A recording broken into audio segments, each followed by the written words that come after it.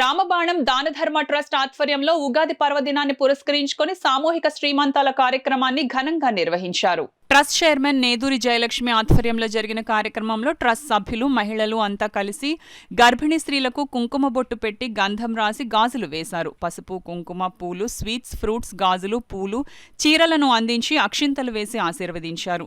ఈ సందర్భంగా trust chairman Neduri Jayalakshmi మాట్లాడుతూ సనాతన హిందూ ధర్మాన్ని కాపాడేందుకు రామబాణం దానధర్మ ట్రస్ట్ కృషి చేస్తుందని, అందులో భాగంగానే ఉగాది పర్వదినాన్ని పురస్కరించుకొని సామూహిక శ్రీమంతాలు చేసినట్లు వెల్లడించారు. ఈ కార్యక్రమంలో నేదూరి జయలక్ష్మి, అల్లి బ్రహ్మాంజనేయులు, ఊలపల్లి రాజు, అప్పికొండ శివ, జీరి శ్రీనివాస్, జీరి కొండమ్మ, పిడెంట రామలక్ష్మి, పిడెంట్ల ప్రియాంక, బస్స రామలక్ష్మి, పిల్లి భవాని పెద్ద సంఖ్యలో మహిళలు పాల్గొన్నారు.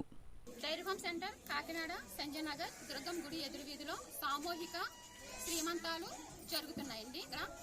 ఈ సామూహిక శ్రీమంతాలు ఎందుకు ఏర్పాటు చేశామంటే, ఈ రోజు వ్యవస్థ ఎలాగుందంటే, ఒక ఆడపిల్లకి ఒక సమాజంలో ఉండవలసిన గౌరవం అంటే ఈ శ్రీమంతం అనేది ఎందుకు చేసుకుంటామో మన హిందూ ధర్మంలో అందరికీ తెలుసు.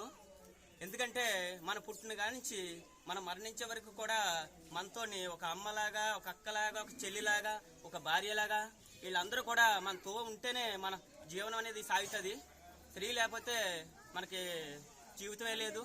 అందుకని వాళ్ళకు ఒక మంచి గౌరవాన్ని ఇచ్చి ఆ తల్లిల్ని ఈరోజు మనం ఇలాగా ఈ భూమి ఉన్నామంటే వాళ్ళ వల్లే.